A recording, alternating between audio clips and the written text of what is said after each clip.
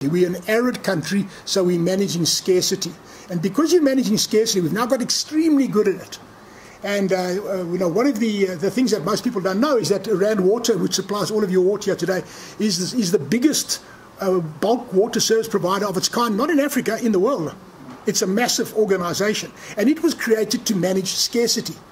So we're managing scarcity and we're chasing the last drop, and we've done it by essentially using dams, but within the paradigm of scarcity, water is regarded as a stock. So a stock is an interesting concept, because that is a stock of water, and when it's finished, it's gone, it's over. I would suggest to you that the day zero crisis in Cape Town has taken us to the point where we can no longer go any further with our paradigm of scarcity. And in fact, the final phase of the paradigm of scarcity is water conservation demand management, where you've got to force the citizens to squeeze every last drop out. Don't take a shower every day. Wash your hair once a week. That's the last bit of water we're going to get out. And the political backlash coming from that is of such a magnitude that I believe it's going to fundamentally change the architecture of governance of water in the very, very near future. That's my personal belief. It's an opinion, not a fact yet. It's an opinion. So what we need to do instead now is to reach out and understand the physics and chemistry of water better. We've now got some of the top brains in the world, thousands of them working on it. We understand the physics and chemistry of water, I would say, collectively very well. And water is not a stock. Simple as that. Water is not a stock. Water is a flux. A flux moves in time and space. Water is not a finite resource. It is an infinitely renewable resource. We actually don't have a water problem.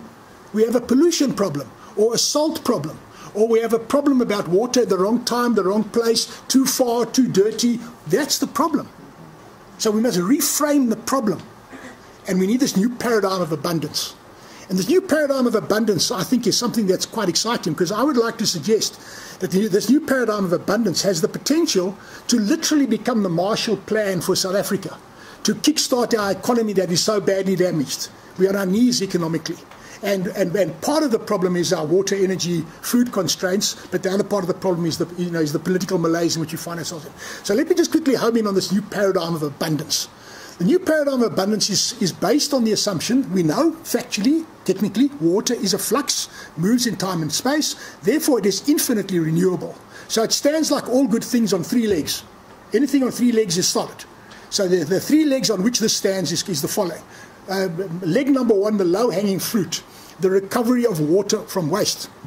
And it's interesting that where we are today, I'm told we're right next to a sewage works. Now, here you have the recovery of water from waste. Quite amazing, okay? The technology has advanced, and I won't talk about all the technologies now, but that's our first thing that we have to do. We have to recover water from waste, and we have to put time and energy and effort and technology into that. The second thing that we have to do is we have to remove salt where it's relevant. Now, where salt is relevant in South Africa is two places. The mining areas, either the coal fields of Mpumalanga or the gold fields, where we are here today, where we've got significant sums of volumes of water, all of which are polluted in some way, either by sulfate, acidic water, high levels of salt, and we have to desalinate that water.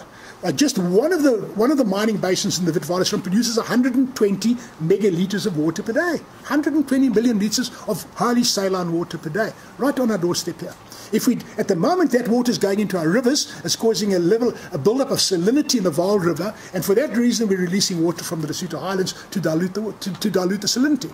So that's the second leg. We've got to look at the desalination of water where appropriate, where the economics dictate, at the scale and magnitude that makes it economically viable. And then the third thing that we have to look at is sorry, I've lost my train of thought here. Yes, the third thing that we have to look at is the conjunctive use of groundwater. Now, in Cape Town, they've jumped into the deep end and they've just gone groundwater. Groundwater is a viable resource if you understand the animal.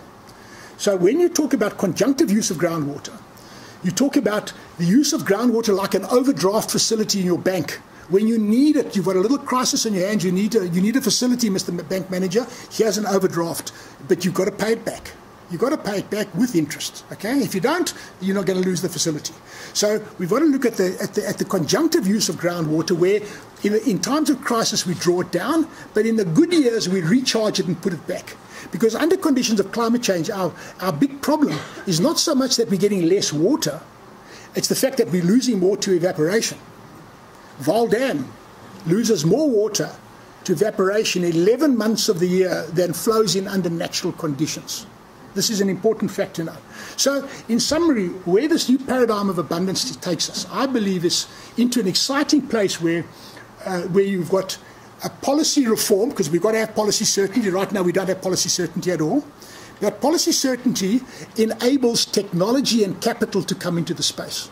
So if we get into this whole idea of the marrying up of technology and capital to unlock this value of the water as a flux, I can tell you without any fear of contradiction, in the last 6 months I've sat in I don't know how many high-level investors' meetings.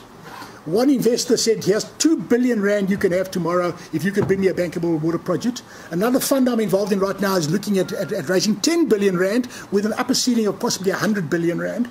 I was recently at a big law firm in Johannesburg where they had an investor conference, and all of the major banks, every single one without exception, was there, and they all said that they had large sums of capital, but they didn't have bankable projects. So capital, I can tell you, is not a problem. Capital is not a problem. There's a lot of capital. Capital will flow to something of value and something where there's policy certainty, okay? So capital is not a problem. And I can also tell you, in my position, I don't know how many people write me an email every day, and they've got some weird and wonderful idea, or some good ideas, some bad ideas, some strange ideas, but there's not a shortage of technologies and ideas. There's an infinite number of ideas and technologies out there. What we need now is policy certainty, and we need that big vision, that aha moment. And I think that aha moment is now happening as a result of Day Zero, because Day Zero is not only in Cape Town. Day Zero is happening in the Eastern Cape, East London, Port Elizabeth, not very far behind. Day Zero is not very far away from KZN. I own property in KZN, a place called Ugu. Ugu has been past Day Zero for the last 18 months. It's a damaged, severely constrained place. And I would suggest to you, I can share data that shows that Gauteng is not very far beyond it as well. Okay, I know there are people here from Johannesburg Water and from Rand Water that will immediately set me straight if I'm wrong. So the bottom line is, this is a national crisis, and nothing. We must never let a good crisis go to waste. And one of my colleagues, I'm supposed to be in Toronto today. In fact, I'm supposed to be returning from Toronto to Joburg today. And the person I was working with in Toronto is a very famous Canadian scientist, and he works on ingenuity. And he found that ingenuity happens on the cusp of chaos. So we're in a chaotic state right now. Everything is being reset. The Titanic has struck the iceberg. The Titanic is still afloat. We haven't got cold bodies in the water yet. They're not there yet, but they're not very far away. But that's where we are today. So now it's time to pause, to focus, to look at what can be done, what should be done, what needs to be done. And the bottom line is one simple change in our thinking, accepting that water is a flux, not a stock. Therefore, our problem is actually abundance, an abundance of other stuff, of salt, of this and that. Is if we do this, we are quite capable of making Cape Town probably the world-leading city again in resilience, in completely decoupling it from the climate. Because ultimately you can squeeze as much water as you want to out of the ground and out of the little rivers they got there, and you're always going to be constrained. But you've got a limitless resource around the coast. But you've now got to do it not in Mickey Mouse little small package plants that are purposely designed to make the cost 40 rand plus per cubic meter. You must do it properly as part of a big vision, where the cost comes down to 12 rand a cubic meter, or even 10 rand. I've even seen 8 rand a cubic meter. Now we're talking about abundance, and thank you. With that, I'll wrap up.